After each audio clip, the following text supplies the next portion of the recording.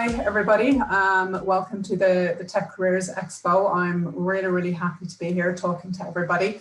As Ruth said, my name is Sheaffe Monteith, and I'm a senior business analyst with Unum.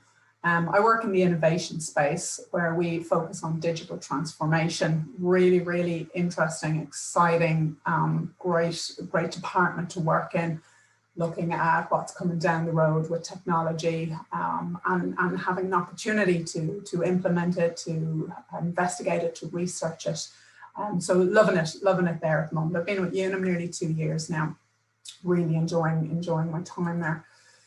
So before I get into my presentation, just want to do a little bit about Unum as a company. This is the obligatory sales show where I get the detail of the presentation. So we like to brand ourselves as a technology company that does insurance. Yes, Unum is a US global organization that provides insurance, provides employee benefits. But from our perspective in Carlow here in Ireland, we like to see ourselves as a technology company that happens to do insurance. So we're very focused on that. As you can see there, the Unum Group is a Fortune 500 company. The Technology Centre, as I mentioned, is based in Carlow. We currently have over 170 employees and we're growing. So this is why we're here, to reach out to you guys, because we're always looking for new talent and skills. The Technology Centre uses agile methods to build solutions. So we really like to go from raw concept to mobilizations. So many opportunities there to do that. And we deliver as part of the global US digital transformation organization. We've been doing that for over 13 years now. So a couple of focus areas that I just want to talk about within our organization. We have the integration hub. So this is really connecting the Unum products, or the products that we build in Carlow and our services. We connect them across internal and external channels. We really focus on consistency across those channels, maintenance and control of the channels. Awful lot of integration work going on there. We also have a CRM hub, so very customer focused as we deliver insurance to our customers. So the platforms like Salesforce, MS Dynamics, again, focusing on the design, deployment, maintenance, control of these systems and how they will work for us and our products. The explore and pilot area, that's the area I work in, innovation. So one of the things we do, we build POCs, proof of concepts, to prove out the designs that we want to implement. So a lot involved in research, development, innovation, customer journey mapping, UX, program and overall program delivery. An awful lot goes on there. It's a very wide scope in innovation. We also have globalization of our products. So the products that we build, design, implement, we want to utilize them across the business. You know, how we build one product, but how can we send that out across the business to use in all different areas? That's one of our key goals. And then domain areas of expertise. I heard mentioned there on the last talk, variety of jobs and courses available in this area. So we hire people involved in data, in analytics, in CRM platforms, operations, cyber security, DevOps, analysis, where I'm coming from, project managers, delivery managers, long endless list of available jobs. So it's not just developers, it's not just coding, many opportunities there. So that's a little bit about us as Unum. So I'll dive into my presentation specifically now. So this is about establishing AI within health insurance. And this is a project that I'm working on at the moment. I've been working on it for the last year. The objective of my presentation is twofold. So first of all, I want to show the variety and advancement of jobs in tech industry. Like I just mentioned, it's not just about developers and coders.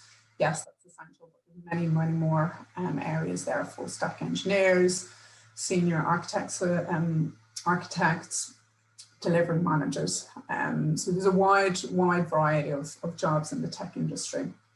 Hopefully my presentation might also give you some tips on being bigger and better within your own projects, or as graduates, or if you're thinking of moving jobs. Some of the things I talk about, they may help you in interviews, help you sell your ideas. So think of innovation, think of taking smart risks.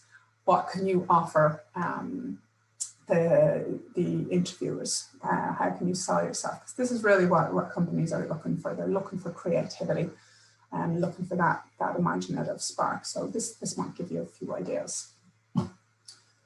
So coming back to the title of this project, of this presentation, AI involved with data science. So interesting fact coming from a Gartner 2017 survey, less than half of data science projects actually get fully deployed.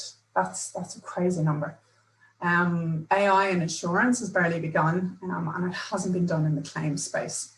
So this is why this is a really, really exciting project for me, not only to be involved in, but to be presenting here as well. How did we do it? How did we get it successful in such a challenging area? So I'll give you some of the lowdown on where we went. So where to begin? So this is where to begin with any project, is a little piece of advice. Target operating model. You may or may not have heard of that concept. So the diagram that you see there on the screen is really more of a mind map, but it'll give you an idea of the theory behind a target operating model.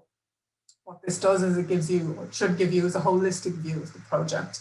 It ensures that all areas are covered. Gartner talks about a combined model development and operationalization cycle. That's an excellent approach to integrating AI into a business, because you're not only looking at the tech, but you're looking at the business and the integration there, and it's absolutely essential. So what did we do on our project? Real simple, honest, that's not sarcastic at all, that sentence. So we created an automated claims decision engine that uses artificial intelligence optimization to improve claim response time, reduce operating expenses, and mitigate financial risk. We did this through computing key data points needed to process a claim, providing approval decisions, and calculating the duration of payments. And we also identified critical missing data. Sounds lovely when it's written out in two paragraphs like that, but it was monumental, this project. So looking at some of the ideas there on the mind map, or the simplistic operating model that I've done. So governance is essential for any project, but really, really important when you're introducing new tech. So you're thinking about a roadmap, thinking about product ownership, thinking about maintenance of all the systems and the new tech, operational readiness and change management. Again, it's not just about the tech, you got to think of beyond. Legal and litigation. Again, new tech, is there data, is there personal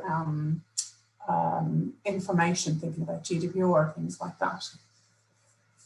People and process, so who's going to be your internal stakeholders, your external stakeholders, what are the reporting lines within the project, what skill set are you going to need? So again, ideal, thinking about a tech careers expo here, skill sets is across the board, looking for cloud people, looking for data people, looking for analysts, looking for developers. So such a wide range of skill sets in a project like this. It's not just the AI builders. Performance management, absolutely essential again on any project. So metrics really aid in outlining key objectives of a project and the success criteria. So get them documented right at the start. Really, really essential there. So the two other areas, tech and data, I'm going to delve into a little bit more on the next slide.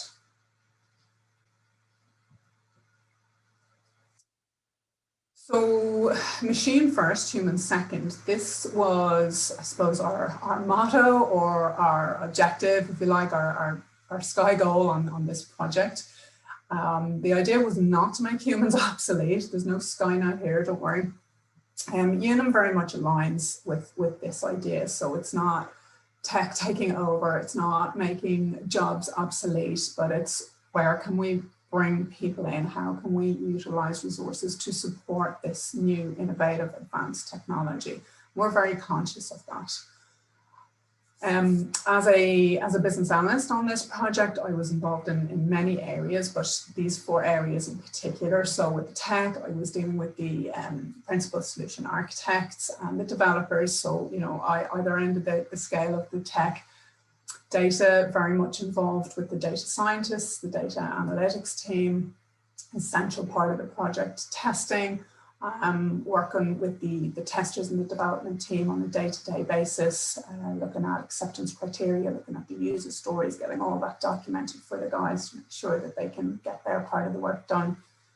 And then working with the senior leaders of the company and the business stakeholders, get our POC showing how we were able to prove this idea. So that's one of the ways that I've been very involved in the last year on the project. So going back to the tech, so thinking about AI, an AI project, how is it going to be done? What tech is going to be needed? Are you going to be doing it on the cloud? Are you going to be doing it on-prem? What infrastructure do you need? What integrations? How are you going to integrate with those systems? Are they legacy systems or systems that already have services or APIs there that you can link into? Lots and lots there to think about. Machine learning, so that's a subset of AI. So artificial intelligence is really the umbrella, if you like. And underneath that, you have all these subsets. Machine learning is one of those subsets. So yes, we did that. Within machine learning, deep learning was another subset. So yes, we did that. The neural networks were built by our AI partners, and within them, obviously, they had the algorithms, and they then produced the advanced analytic models. OCR and NLP are 2 more subsets of AI. So OCR is your optical character recognition, so reading images, reading documents, and NLP, your natural language processing. Again, we utilized all these areas of AI, but depending on the project, they may or may not be used. Data, I've mentioned the importance of data. So it's the king of the project, queen of the project, emperor, duchess, whatever you want to call, but it's so crucial, so crucial. So are you looking at structured data, unstructured data, voice messages, voice data, images? Are they structured or semi-structured or free-form documents that have been imaged? Maybe it's emails that have been imaged. What are the pipelines feeding into that data? There's, again, so much to consider in that area.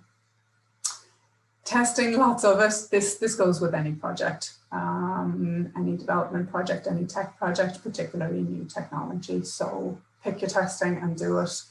Get a test plan and then do it all again. Automated testing, manual testing, functional integration, regression, get the test plan in place and rinse and repeat.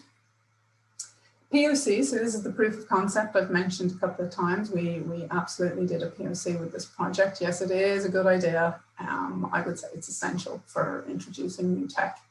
For this type of project, the POC gave us the proof on the accuracy and automation rates of the models, which was key in getting agreement from the business stakeholders to move forward with this project. A POC will also help, you know, with the business case. It'll help on your cost benefit analysis, your return on investment, all that good stuff that needs to be considered. So we started with small scale product. It wasn't a small area because it's claims, but it was a small scale product within the claims area, and that's how we started, and we built on that. So that's the idea of the POC. So keeping with the tech idea, I want to go through a very, very high level sample architecture that we built on. Obviously, I don't want to give away too many trade secrets, but this is just to give you a feel of what the architectures can look like for a project and for projects like this. So as I said, it was in the claim space. So if you can imagine the user submits a claim, a lot of us will be very familiar with submitting claims to our health insurance companies. That claim goes into our claims application within Unum. What we then had was what we called an orchestration layer. So this essentially manages the interactions between the components between all the components of the architecture.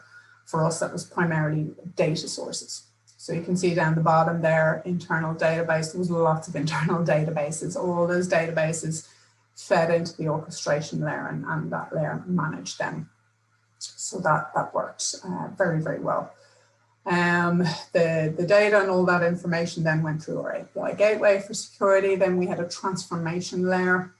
So again, we needed to get that data, get that information suitable for ingestion by the models. The data then went into our models, went into the AI area, which included the models, which included the OCR and the NLP. And then that returned a prediction back into our claim system. You'll also see that there was a model settings. So humans are also in control. So we can modify, we can tweak, we can change the settings on the models. We can fine tune them. So that's an imperative part of the architecture for this type of project. So that's a lovely high level sample there of the architecture that we implemented.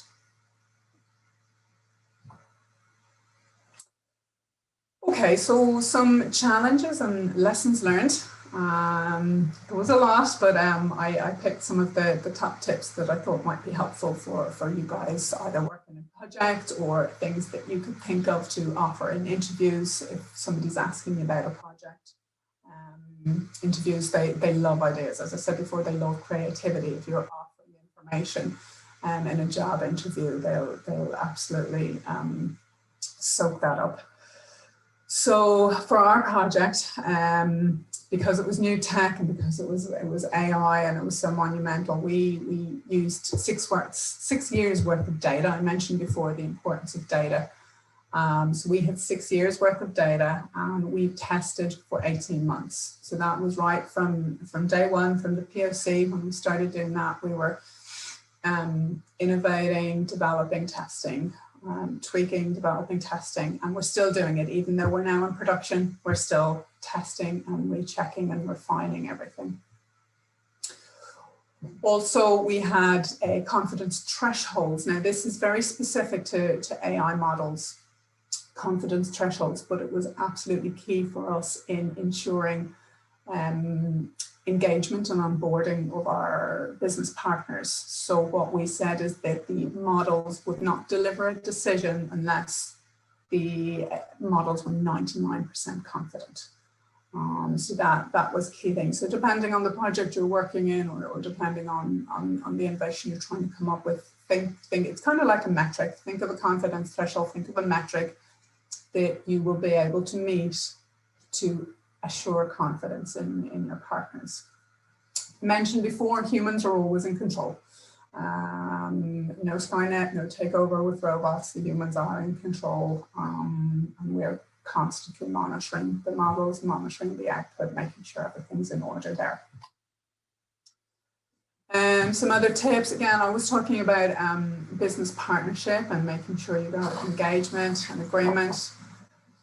So model transparency was a big one there. You want to be able to ensure that your partners understand what's in the models, they understand what's going on. It's the best way to get them on board. Bias review, that's just to keep everything neutral, have an external party come in to check the models, make sure everything's in order.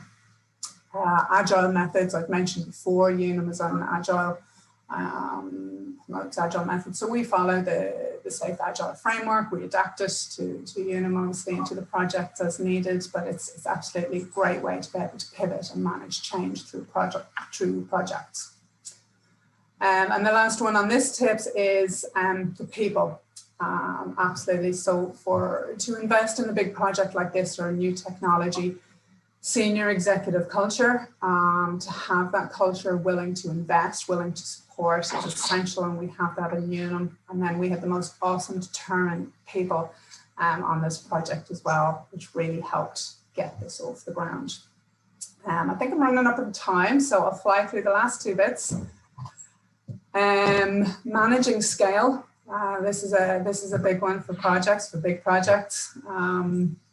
So we started with our POC that provided the background verification.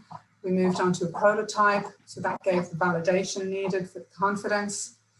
We to MVP, our minimal viable product, so that was small scale, and then we did full scale rollout into production. So managing that scale was essential not only for the success of the project, but to ensure agreement with everybody. My final top tip for this project for AI was learn how to operationalize the models and embed them into appropriate business processes. I've said before, you got to have your tech and you got to have your business, and you have to be completely interlinked and together. So be process centric in your work, be a partner, and understand the business and the value that your tech, that your development is delivering. Okay, I hope that helped. Some insight into AI and some insight into Unum on what we do. One of the many things we do. So I hope you found it a nice presentation and you got some good insight. Sheaffe, thank you so much. That was phenomenal insight, and great to have heard straight from yourself as we described you earlier, senior business analyst, and a great insight into the workings and the opportunities that are there for people. So thank you for sharing that with us today. Also giving people a chance to ask some questions. We're just getting our technology sorted here, as we know. If it's not a chorus of you're on mute. There's always somebody who's on mute. You're on mute.